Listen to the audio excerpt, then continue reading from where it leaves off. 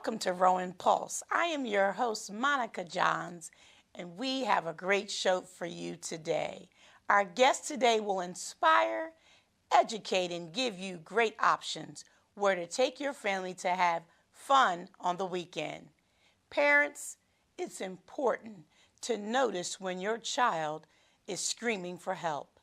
If you notice a shift in your child's behavior or decrease in grades, seek medical physicians. Terry's story will show you how she persevered through disappointment. Tell us a little bit about yourself and how you got involved into the program. So my name is Terry. I am currently a senior student at Rowan University. I first became affiliated with the PATH program sort of indirectly.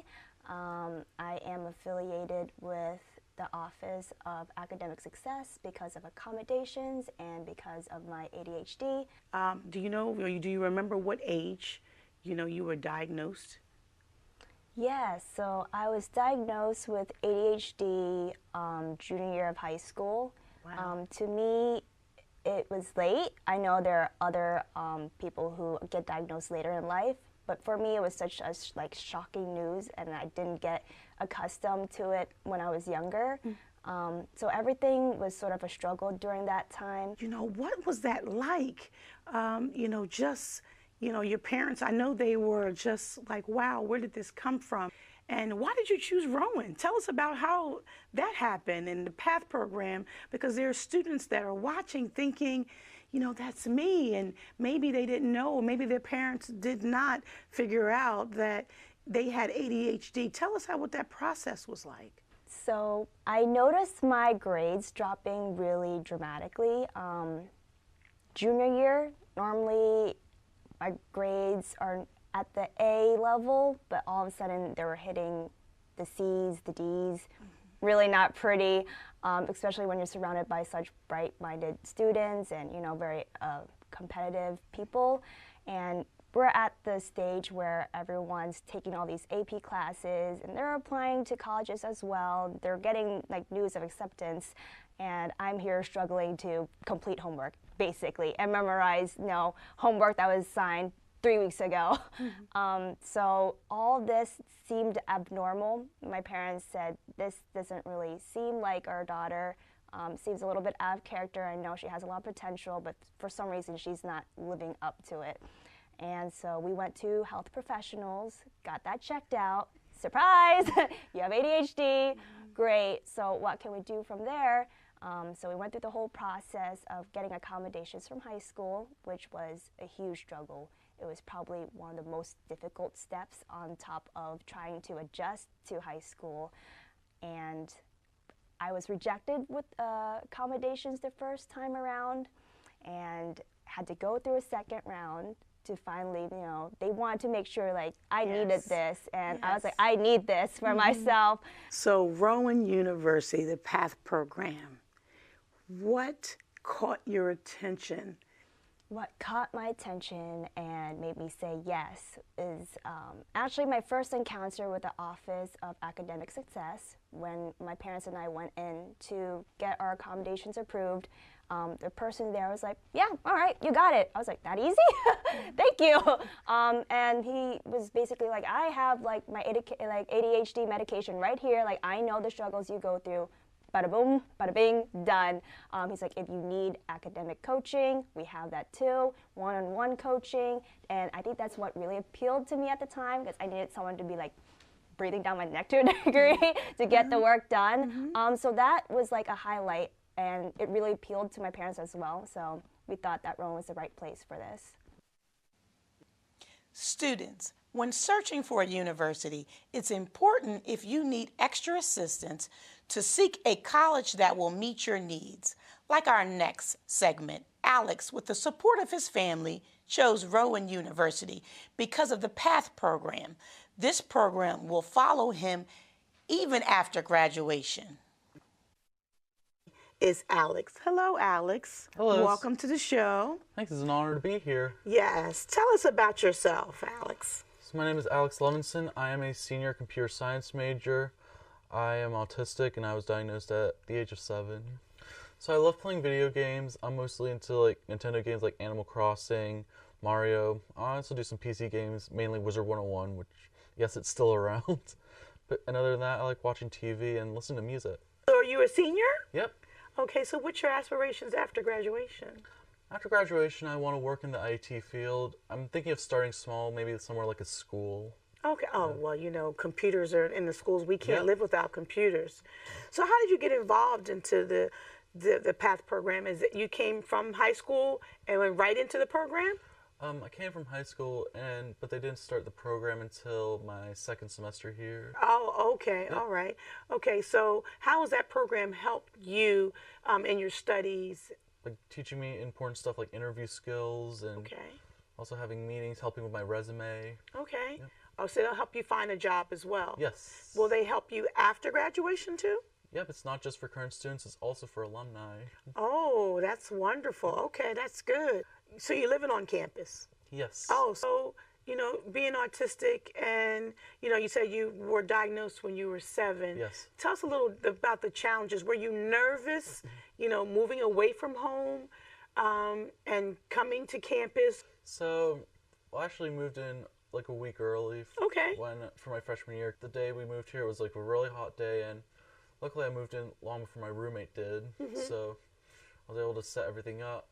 My parents helped me set up, and then before the program started for the evening, my parents and I said goodbye. Yep. But see, you know, these are the things that you've overcome, and I'm proud of. Yeah. I'm proud that you're a Rowan student, and you're going to be an alumni because you're a senior. So all the students that are coming in behind you, maybe you'll be a teacher. Yeah. Maybe you can teach in the PATH program. Maybe you'll be a mentor to some of the students that are coming in that just need that extra encouragement, that extra push that they can do it, and they can, you know, they'll be sitting where you're sitting. Yeah. So, you know, we need students to represent the PATH program. Yep. After 2 years, guess what? We are able to see everyone's face again. Let's see how others feel about the mask mandate being lifted. What do you think of the lift of the mask mandate? I'm really happy about the lifting of the mask mandate. Yesterday I taught my first class mask-free in 2 years, and I was nervous looking at 25 faces that I hadn't quite seen for the last couple weeks. So it did make me feel nervous, and when I took the elevator into the class, because I teach in enterprise, it was, oh, I'm in an elevator, a very small spot with a lot of people, and I'm sharing their air. Should I hold my breath or something? But I do think that it's going to take some time for me to get used to it, but I am comfortable. And I think part of the reason why I'm comfortable is because I'm vaccinated and boosted, and I have a 9-year-old son, and he's vaccinated as well. I think that everyone should carry a sort of personal agency depending on like where you are, what you're doing, whatever. Specifically in classrooms, I think it just kind of varies. Like me personally, I prefer to stay safe, better safe than sorry. Personally, I'm kind of happy that we don't have to wear masks anymore. I think it gives an incentive to communicate with other students and also teachers.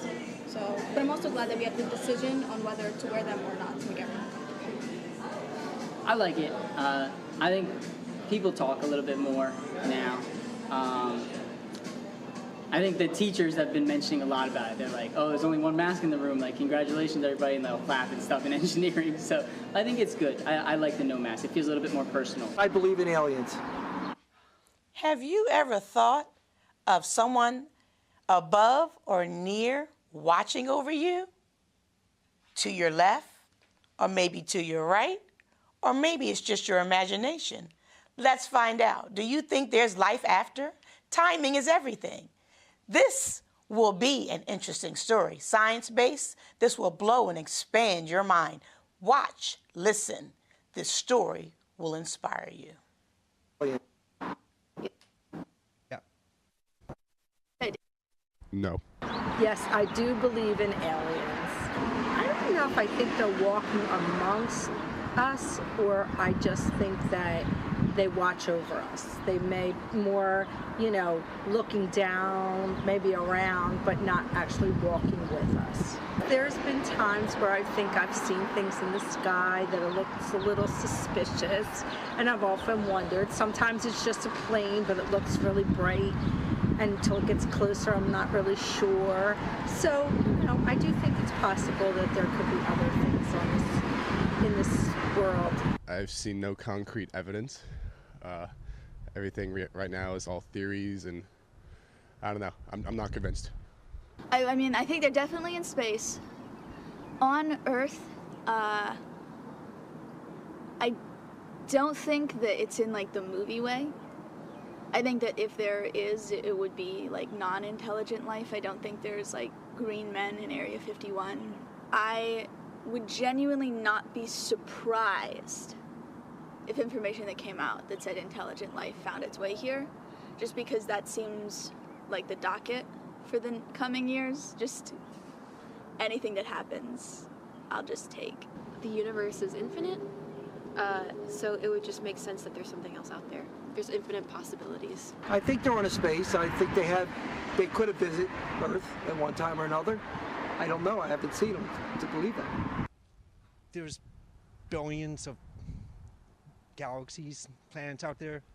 I think the odds of there only being life from this one planet are just minuscule.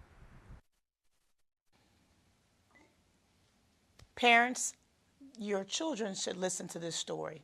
How this young man followed his heart and passion through meditation and found his voice through photography. Take your fear with you. Hello, Isaiah. My name is Tyler Williams. I own Tall Photography. It was created in 2019. I started with sports, but now I primarily work on as portraiture, also work on Sweet 16s, weddings, and other events, but my main to go to is portraitures. And just, that's pretty much. What are some recent events that you have photographed with people? So, as everybody knows, it's grad season, and so I've been doing a lot of graduation photos, and on the side I've been working on my portraiture work. Okay, so I guess what inspired you to start doing photography and making it into more of a business instead of a hobby? That's a great question. Nobody in my family pursued like their artistic ability. They kind of sought the money, and I found a great passion for photography. It was like a sense of meditation. I was behind the camera, and I could tell a story without using my voice, because like, if you know me, I'm really a shy person, so having a camera and still being able to tell a story kind of inspired me. So. Okay, so do you have like a favorite story that you have written? Well, not written, but I mean like photographed, like.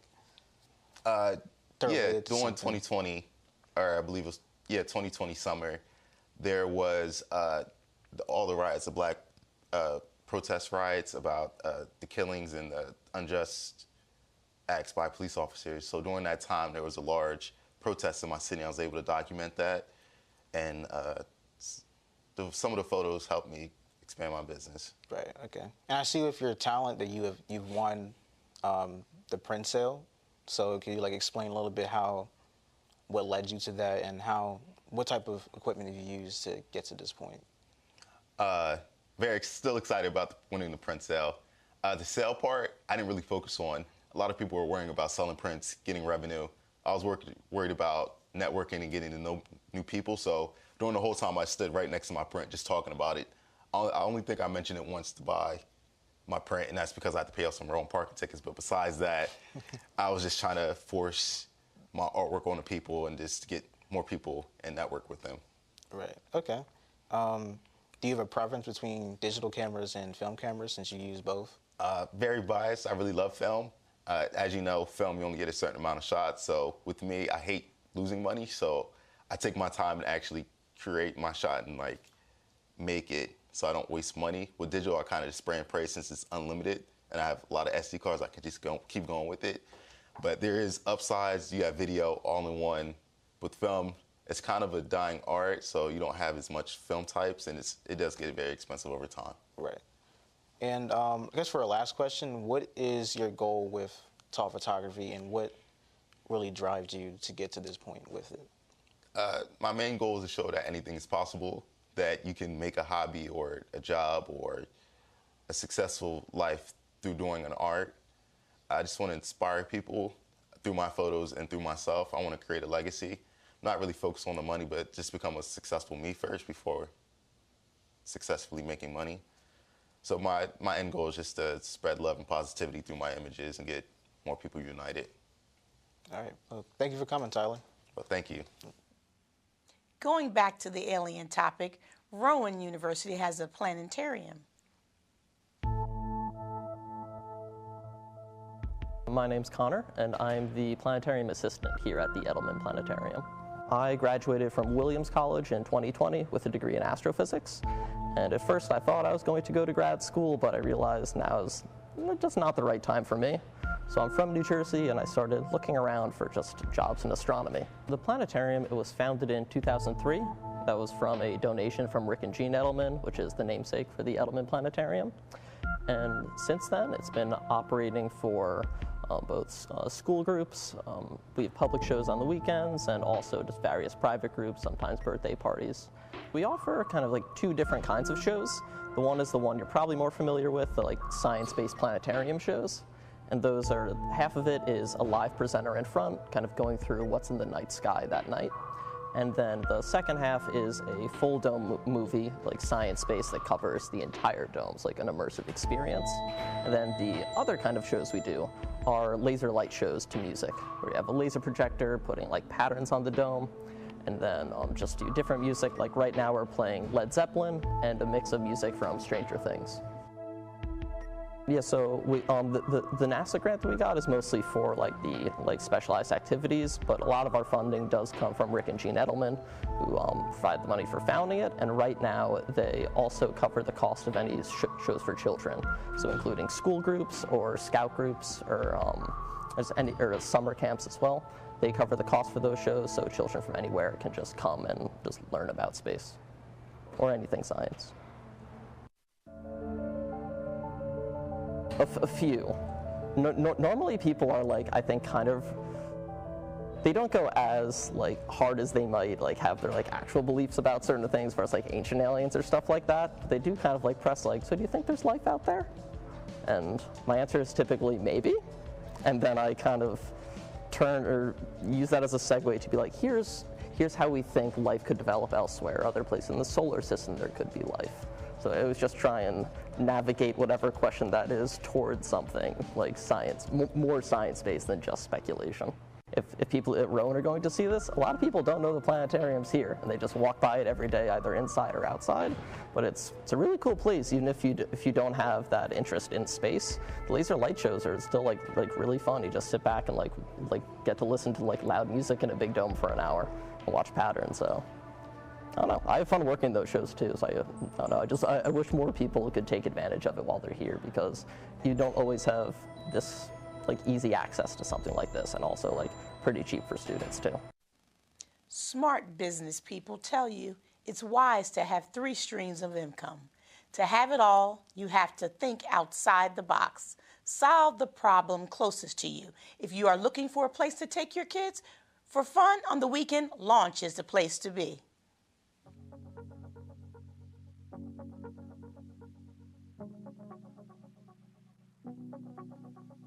My name is Jason Avant. I'm the owner of Launch Trampoline Park here in Deptford, New Jersey. Interesting fact, I used to be a Philadelphia Eagle and a Kansas City Chief. I played in the NFL for 10, close to 11 years, and I started Launch in 2017. When I was in the NFL, I knew that I wanted to be in business. A lot of my teammates were getting cut, and their career was ending a lot quicker than they expected. The average career in the NFL is like 2.1 years. And I saw guys with no plan, so my 7th year in the league, I began to shadow at Dave & Buster's, local Sky Zones. It took me 2 years to get this place open.